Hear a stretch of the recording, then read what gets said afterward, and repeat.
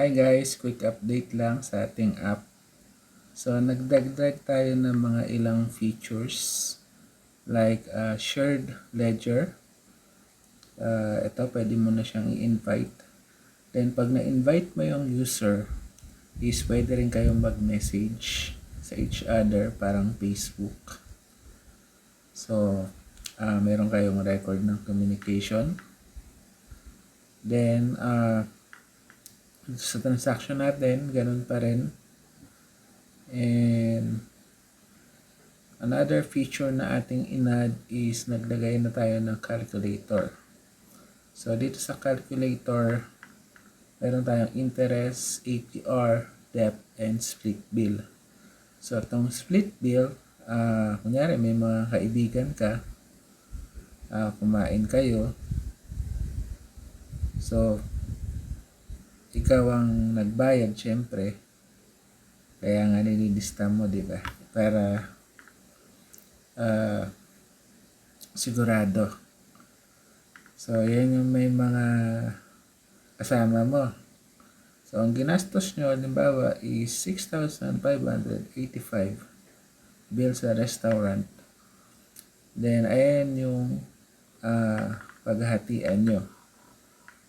So, ito yung utang ng mga kasamahan mo sa'yo. Then, save and lock.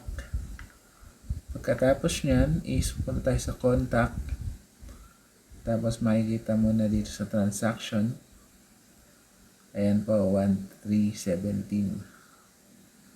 So, yun yung perang to receive mo. Means, to receive is may utang sila sa'yo. So, yun yung mga update na ginawa natin dito sa ating app.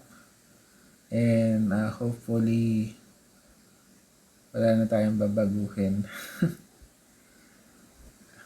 Yan, kasi may nabasa tayong mga ito pa pala, nagdagdag tayo ng currency support.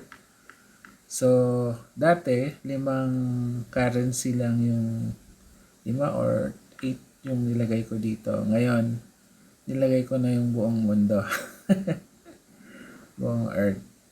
So, kahit sino sa mundo pwede yung gamitin. Then, the good thing about this, kahit nung wala cellphone mo, install mo lang ulit and your record is very secured at andyan pa rin siya. So, hopefully, natapos na lang natin yung another update dito sa aking plant storage kasi ito yung medyo complicated gawin. So soon, sana ma-release na siya. After ng close testing, merong open testing, then production. So ganito na lang guys. Thank you for watching.